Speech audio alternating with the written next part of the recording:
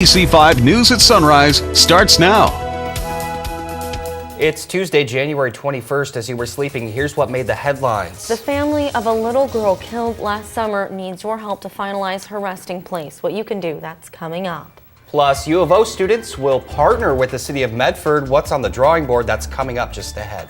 And the polar vortex is back. We head to Capitol Hill for the latest on the extreme weather out east. Those chilly details are coming up. And we'll get to those stories and more coming up, but we always do weather first. Waking up to some fog outside, depending on where you're at. Meteorologist Jeff Heaton standing by with more. Hi, Jeff. Good morning, Travis. Good morning, everybody. We've got cold temperatures east of the Cascades, but nothing out of the ordinary as of late. In fact, pretty much the same drill we ran yesterday. One exception, that's on the coastline. Quarter of a mile visibility, Crescent City, North Bend down to 3. It's been up and down in toward Brookings, but right now unlimited. Quarter mile visibility, Roseburg, Medford again, and a mile and 3/4 in Montague. We've got clear skies above the fog. We got precipitation to the north and west. It blinked on there on the radar. You can see it. Watch it, watch it. There it is. There it goes. But it is moving off further to the north and toward Washington. It has induced a little coastal marine stratus and fog. So we do have a little difference on the coastline. Otherwise, a little difference is what we're talking about. Fog, partial afternoon clearing in Medford, temperatures in the 40s. The basin hitting about 50 degrees for the high, really, with sunshine. And for the coastline, some fog and some clouds for the morning hours, but clearing out very nicely in the afternoon with temperatures in the low 60s. Back to you. Jeff, thank you so much. Well, it's time now for this morning's top story. I'm Jennifer Elliott. And good morning. I'm Travis Cook. Your time right now is 6:31. Our top story this morning, Medford police are looking for a suspect after a Minute Market on West Jackson was robbed last night. They say the man walked in around 7 o'clock, said he had a gun, demanded cash, and got away with it. They say he's tall and skinny and in his 40s, and he was wearing a gray-colored cloth over his face, a brown-hooded sweatshirt, and blue jeans. And he had a black backpack.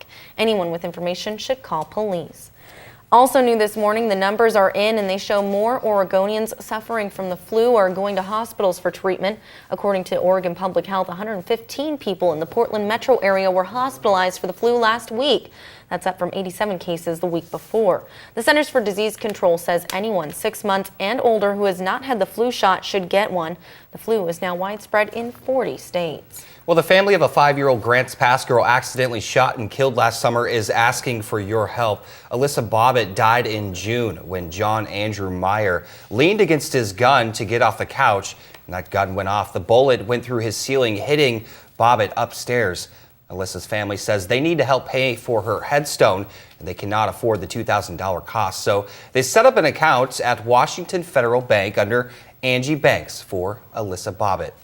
Well, the Jackson County Sheriff's Office wants you to know more about what's going on in your community. So the department is launching a monthly informational series that is open to the public. Tonight, they'll be talking gangs with a class called Color Wars, an inside look at gangs in Southern Oregon. The topic is about how gangs are impacting jail, children, and businesses, and what they're doing to combat the problem. That class is at the Smullen Center in Medford tonight from 6 to 8 p.m. Classes are free, but you should know that they do include some graphic content. Well, in Oregon politics, the 2014 legislative session will begin in just 2 weeks. Oregon lawmakers will tackle some controversial issues, including expanding background checks for private gun sales and the possibility of a voter push to legalize recreational marijuana. Two efforts Oregon Representative Sal Esquivel says he opposes. We've discussed, even with my Democratic colleagues in the House, it's probably going to be futile to have an extended background check because the citizen that does it correctly will be the ones doing the background check, but the criminal certainly isn't going to. Well, other items on the agenda include better access to higher education and job growth.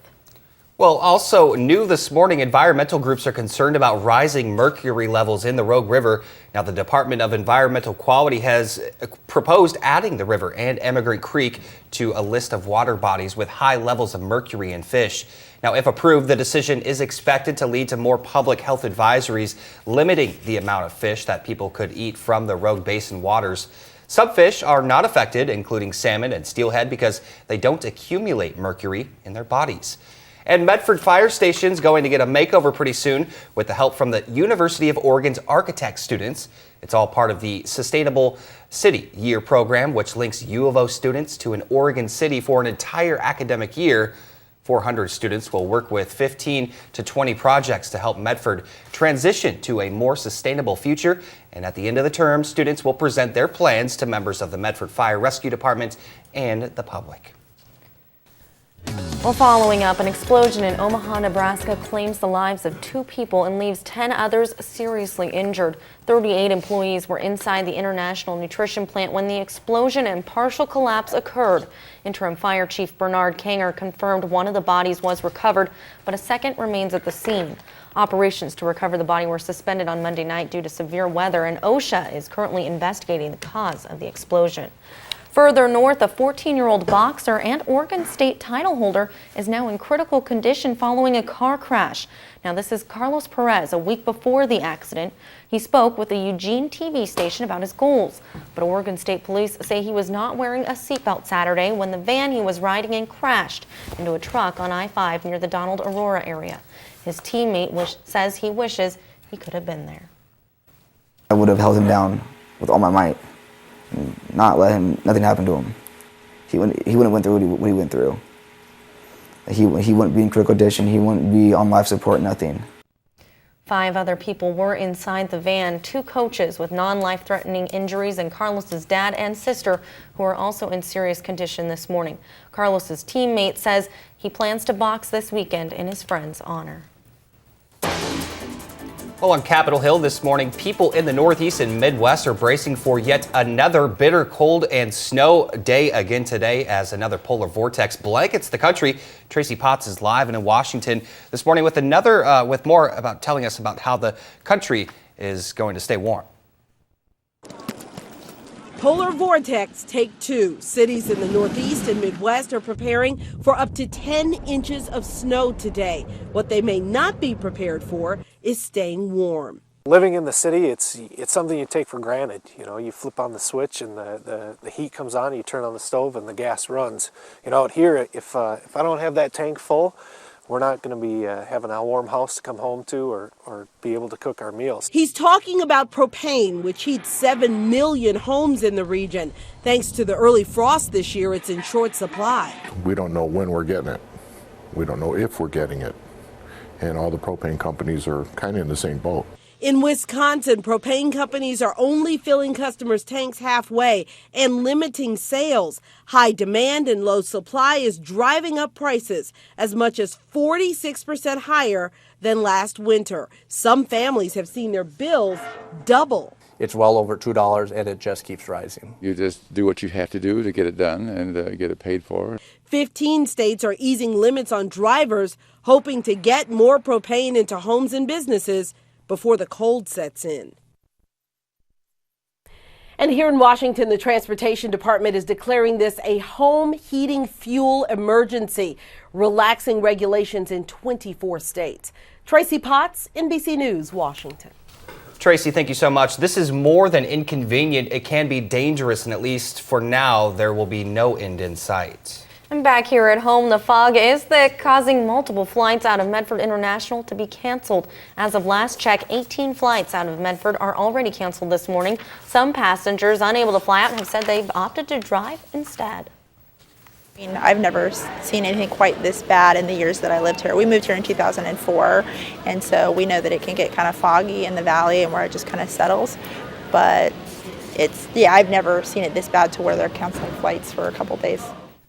Airport officials say the best way to track your flight is to stay in contact with your carrier or follow your flight online. Well, we always do weather and traffic back to back. Meteorologist Jeff Heaton can give us a little bit of insight into this fog. Are we able to see through it at all today? Well, good morning, Jennifer. I would say it's not an unprecedented situation. We do have the morning fog indeed for a lot of areas west of the Cascades. East side clear and cold, temperatures in the teens, but the air stagnation still showing up. Air quality being measured as unhealthy for sensitive groups. I like the phrase, I'll use it, I will not try to change it. On the west side, we do have the same category for Medford's air quality. That's unhealthy for sensitive groups. Otherwise, teens, 20s, and 30s for temperatures. But yeah, we've got the fog on the west side. Quarter-mile visibility, Roseburg, Medford. 1.75 miles Montague. Quarter-mile in Crescent City. Down to 3 miles visibility at North Bend. The coastal stratus and cloudiness is new. That's all thanks to a disturbance you can see in the far northwestern part of the screen. But I think it's going to be fairly brief. You'll see a sunshine during the afternoon hours, highs in the 60s.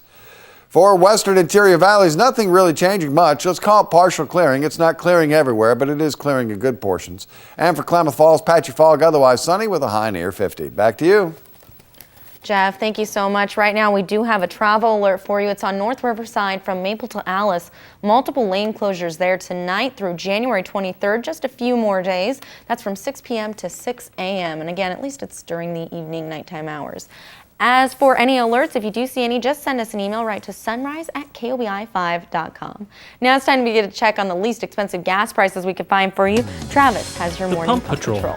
Brought to you by McDonald's. Well, good Tuesday morning. Here are your least expensive gas prices. They're pretty much the same, starting off in Medford here at the Safeway this week. $3.35 at the Astro in Ashland, $3.19 at the Arco in Grants Pass, and $3.19 at the C&C Gas and Mini Mart in Klamath Falls. This price staying the same, and that's a new place, that is. Over in Roseburg this morning, the least expensive on the board, $2.99 at the Arco station in Roseburg, $3.23 at the 76 in Coos Bay, $3.15 a gallon at the Conoco station in Brookings, and a new price at a new place this morning in Wairika at USA Gasoline. Those are the least expensive gas prices so far today. Jen, back to you. Travis, thank you. Well, your time right now at 6:41 and sunrise at 6:30 is just getting started. Coming up, a dash cam video of an officer on duty has gone viral, but not for reasons you might expect. When has the nation buzzing? We'll tell you when we come back. Stay with us on air this morning and online all day, whether it's KOBI5.com, Facebook, or Twitter. We're always first for local breaking news and weather, so stay with us.